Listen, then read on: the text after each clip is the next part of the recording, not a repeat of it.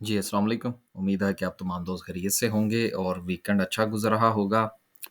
Market की सूरत-ए-हाल, market ने जुमे वाले दिन 124 पॉइंट्स निकाले।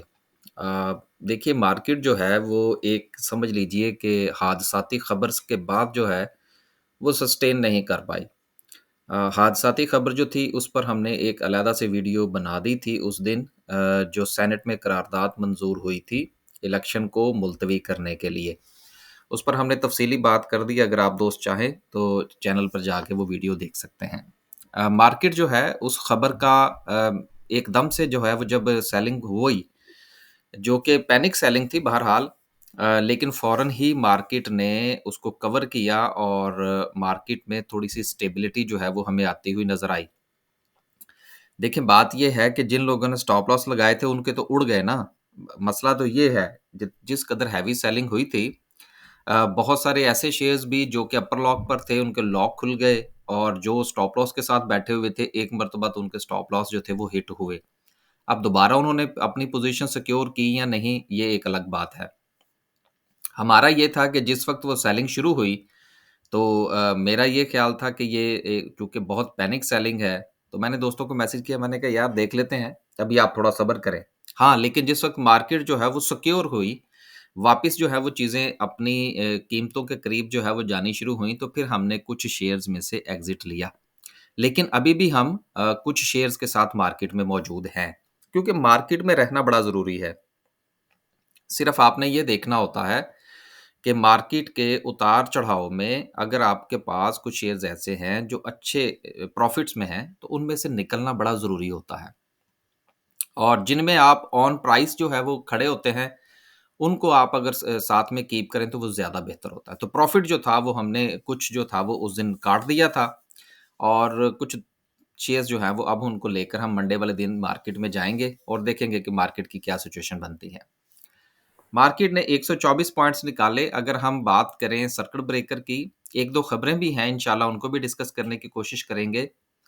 इनमें 17 कंपनीज़ जो हैं वो माशाल्लाह अपर कैप हैं, बहुत अच्छी बात है और 17 कंपनीज़ में कोई एक आध कंपनी हमारी जो है वो भी अपर कै हमारी से मुराद जो हमारे पास है वो भी अपर कैप है। तो चलें अच्छी बात है, लेकिन हमने उसमें से एग्ज़िट ले लिया था। उसके बाद लोअर कैप की बात करते हैं तो लोअर कैप में कुछ नहीं है। देन अगर हम ओवरऑल मार्केट का जायज़ा लें, तो मार्केट में हमें कुछ ज़्यादा जो है, जिस तरह हमारा बड़ा सेक्टर है, ऑयल एंड गैस है, कमर्शियल बैंक्स हैं, फर्टिलाइज़र है, सीमेंट है, ये सारे के सारे जो है वो हमें बहरहाल गिरावट का शिकार होते हुए नज़र आ रहे हैं। मंडे वाले दिन भी हो सकता है कि चीज़ें थोड़ा-सा कंटिन्यू करें। अभी मार्केट पे एक तो वैसे ही मार्केट जो है वो रेजिस्टेंस के करीब है और मार्केट जो है वो सस्टेन नहीं कर पा रही। दूसरा जो है वो एक खबर आ गई। तो ये कुछ मिला-जुला सा रुझान जो है ये चलता हुआ नज़र आएगा। लेकिन अगर आप मार्केट की अ, कुछ कंपनीज़ का जायज़ा लेने की कोशिश करेंगे तो कुछ कंपनीज़ आपको कुछ 2, 4, 5 कंपनीज़ नज़र आ जाएँगी जिसमें आप रिस्क ले सकते हैं और रिस्क लेना चाहिए। अच्छा, साथ में मैं एक चीज़ और जो है वो डिस्कस करता चलूँ, जो मैं अक्सर अपनी वीडियोज़ में डिस्कस करता रहता हूँ कि ये हम जो यूज़ करते हैं ना, ये वाले जितने भी ये हमारे पास ये वेबसाइट्स होती हैं, प्राइवेट वेबसाइट्स, जिस पर हम ये वीडियोज़ बनाते हैं, इसलिए कि ज़रा डाटा जो है ये कंपाइल किया हुआ मिल जाता है। इनमें अक्सर जो है वो गलतियाँ होती हैं। पिछले दिनों हालाँकि कोशिश होती है कि हम भी ज़रा इनको एक मर्तबा चेक कर लें, लेकिन बाज़ औक़ात जो है वो चीज़ें चेक नहीं होती। तो पिछले दिनों भी कुछ था कि कुछ कंपनीज़ जो थी वो पॉज़िटिव में थी, यहाँ पर नेगेटिव में नज़र आ रही थीं, तो इन चीज़ों का आप ख़्याल रखा करें। और ये होता है ऐसा, ये प्राइवेट कंपनीज़ जो हैं, इनकी वेबसाइट में डाटा का फ़र्क होता है और बाज़ औक़ात शेयर्स की प्राइसेज़ में भी फ़र्क होता है। तो ये बड़ा एक मसला है, तो इसलिए इसको पाकिस्तान स्टॉक एक्सचेंज की वेबसाइट से जो है वो टैली करना बड़ा ज़रूरी होता है। सम टाइम ऐसा होता है कि हम यहाँ पर जो मिसाल के तौर पर अगर कंपनीज़ के अनाउंसमेंट्स हैं, उनको डिस्कस करते हैं, तो यहाँ पर अगर फ़र्ज़ कीजिए कि वो जो मेंशन है कि कंपनी ने कितना जो है वो डिविडेंड दिया, हो सकता है कि वो पाकिस्तान स्टॉक एक्सचेंज की वेबसाइट से थोड़ा-सा मुख्तलिफ हो, क्योंकि बाज़ वक़्त मैनुअल डाटा जब इन्होंने एंटर करना होता है, तो वो कुछ इशारिया आगे-पीछे हो जाता है। तो ये होता है, इसलिए इस चीज़ को ज़रूर ख़्याल रखा करें। हम कोशिश करते हैं, लेकिन कुछ चीज़ें निकल जाती हैं हमारे हाथ से भी। सेक्टर वाइज़ बात करते हैं कि क्या सिचुएशन रही। फिर जो है वो 2-3 खबरें हैं उनको पढ़ेंगे, फिर उस पर बात करने की कोशिश करेंगे। सेक्टर बात करें तो फर्टिलाइज़र सेक्टर ने 83 पॉइंट्स निकाले हैं और फार्मास्यूटिकल ने 24 पॉइंट्स जो हैं वो ऐड किए हैं। बाकी सो एंड सो कुछ ख़ास जो है वो हमें मार्केट में पॉइंट्स आते हुए नज़र नहीं आए, बल्कि निकलते हुए ही नज़र आ रहे हैं। आगे चलते हैं, 2 खबरें हैं। पहली खबर जो है वो ये है कि वफ़ाक ने के इलेक्ट्रिक, अब पता चल गया के इलेक्ट्रिक इतना ऊपर क्यों जा रहा है। के इलेक्ट्रिक के साथ 10 साल का मुआहदा हो गया है कि उसको 1000 मेगावाट जो है वो नेशनल ग्रिड से दी जाएगी। अब ये नहीं समझ आ रही कि के इलेक्ट्रिक जो है इसके ऊपर इतनी समझ लीजिए कि जो दरिया-दिली है वो क्यों हो रही है?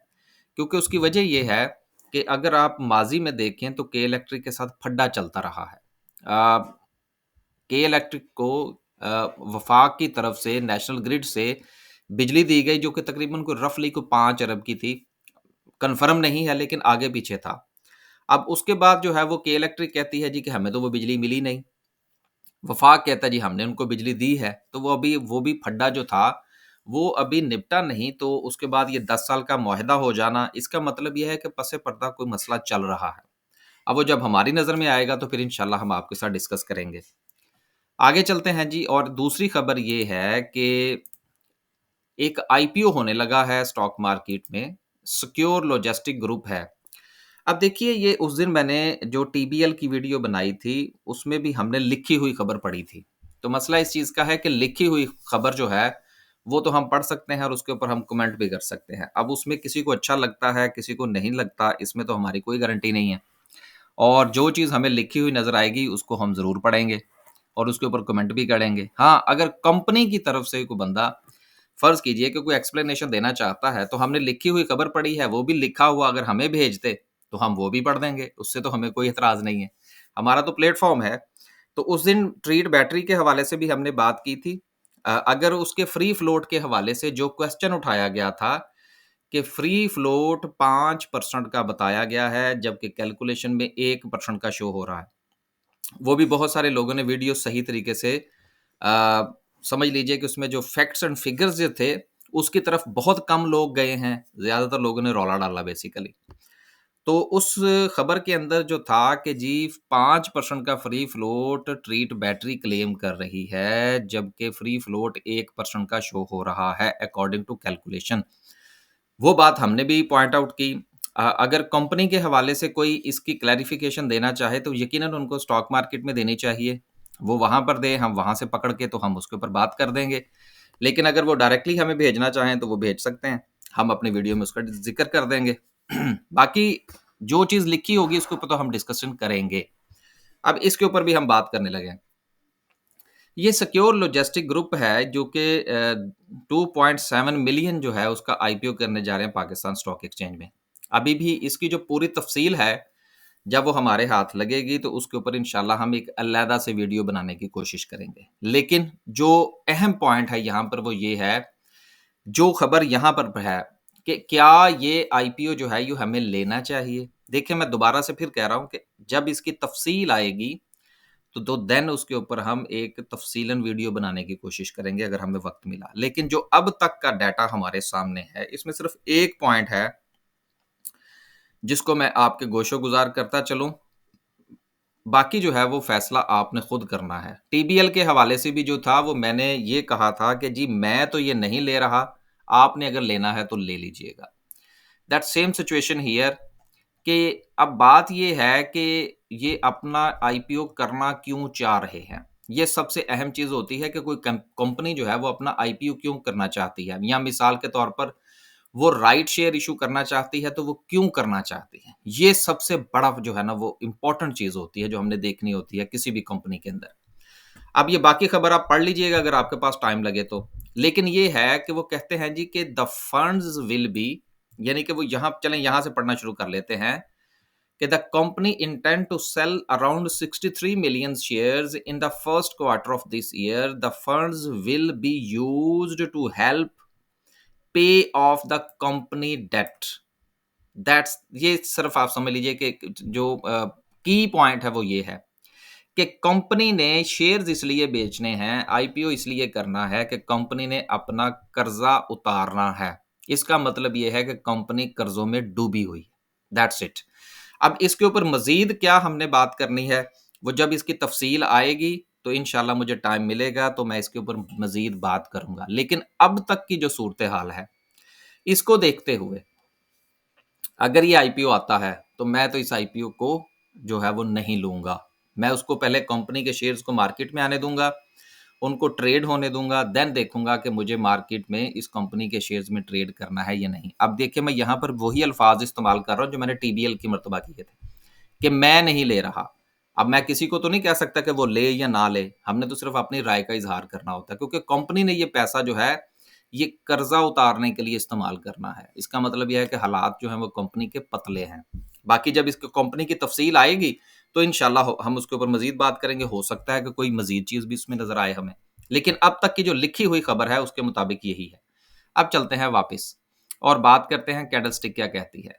कैंडलस्टिक में इस वक़्त जो सिचुएशन है, मार्केट में इस वक़्त बायर्स मौजूद हैं और सेलर्स भी मौजूद हैं। मार्केट में इस वक़्त सेंटिमेंट जो है वो साइडवेज़ होता हुआ नज़र आ रहा है कि मार्केट जो है वो ना तो बहुत ज़्यादा ऊपर जा रही है, ना बहुत ज़्यादा नीचे जा रही है, सस्टेन कर रही है। और सस्टेन करने का मतलब ये होता है कि मार्केट में कुछ भी हो सकता है। क्योंकि बार-बार मार्केट को रिजेक्शन भी जो है वो मिल रही है और बार-बार मार्केट को सपोर्ट भी मिल रही है। अब देखना ये है कि बायर्स एंड सेलर्स में से जो सेंटिमेंट है वो किसका मजबूत है। जिसका मजबूत होगा इंशाल्लाह वो मार्केट को ऊपर ले जाएगा। लेकिन अभी तक की जो सूरत हाल है वो दोनों 50-50 होते हुए नजर आ रहे हैं। अब सवाल ये पैदा होता है कि मार्केट का ये जो कंसोलिडेशन फेज है, इसको कंसोलिडेशन भी कहते हैं, इसमें क्या हमें ट्रेड करनी चाहिए? बिल्कुल ट्रेड करनी चाहिए और ट्रेड जो है वो स्टॉप लॉस के साथ होनी चाहिए। लेकिन जिस तरह डिज़ास्टर हुआ जुम्मे वाले दिन एक खबर आ गई, तो स्टॉप लॉस तो उड़ गए लोगों के। चलें कोई बात नहीं, ऐसा हर रोज़ थोड़ी होता है, कभी-कभी होता है। लेकिन स्टॉप लॉस के साथ ट्रेड मार्केट में लेनी चाहिए। इस वक़्त मार्केट में ट्रेड बनती है। मार्केट जब से गिरी है, करेक्शन ली है मार्केट ने, उस वक़्त से मार्केट के बहुत सारे ऐसे शेयर्स हैं जिन्होंने करेक्शन तो ले ली थी, लेकिन रिकवरी उन्होंने उतनी नहीं दिखाई जितनी उनको दिखानी चाहिए थी। तो लिहाज़ा मार्केट में अभी स्पेस मौजूद है, ट्रेड ज़रूर लीजिएगा। बस जी, आज के लिए सिर्फ़ इतना ही। इंशाल्लाह एक नई वीडियो के साथ हाज़िर होंगे और कोशिश जो है वो हमारी ये होती है कि हम जो चीज़ें लिखी हुई मौजूद हैं, उनके ऊपर हम बात करने की कोशिश करें। और दूसरी बात ये है कि स्टॉक मार्केट की जो वीडियो होती है ना, या स्टॉक मार्केट का जो हमारा एनालिसिस होता है, ये एक आध दिन के लिए ही होता है। आप ये ना समझा करें कि आज जो बात हो गई वो अगले पता नहीं कितने दिनों के लिए जो है वो वैलिड होगी, ऐसा नहीं है। क्योंकि वजह ये है कि अगर आज की कही हुई बात जो है वो अगले 1 हफ्ते के लिए ठीक हो, या हमने उसी के मुताबिक ही चलना है, तो फिर दूसरे दिन हमें वीडियो बनाने की ज़रूरत ना पड़े। तो ये सिलसिला रोज़ाना की बुनियाद पर चलता है, डिसीजंस रोज़ाना की बुनियाद पर होते हैं। हो सकता है कि आज हम एक शेयर के बारे में बात कर रहे हों कि इसका लेना नहीं बनता, लेकिन कल उसके हालात बदल जाएँ और हम कहें जी कि इसको लेना बनता है। तो ये चीज़ें इसी तरह प्लस और माइनस के साथ चलती हैं। इजाज़त दीजिए। अल्लाह हाफ़िज़।